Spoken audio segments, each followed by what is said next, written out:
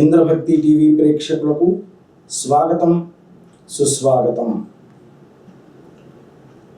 చైత్ర శుద్ధ పౌర్ణిమ రోజు మనం ఏ విధమైనటువంటి ఆచార విచారాలు ఆచరించాలి దాని గురించి ఇప్పుడు తెలుసుకుందాం.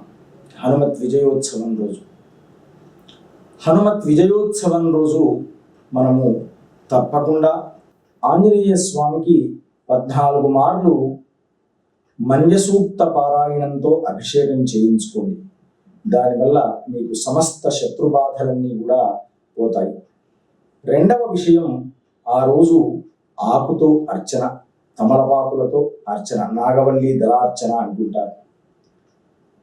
మూడవ విషయం, ఆ రోజు వడమాలతో స్వామివారికి సమర్పించడం.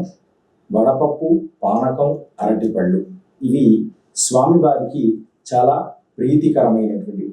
ఇవి తప్పకుండా చేయండి.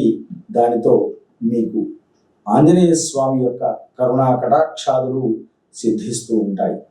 ఓం స్వస్తి.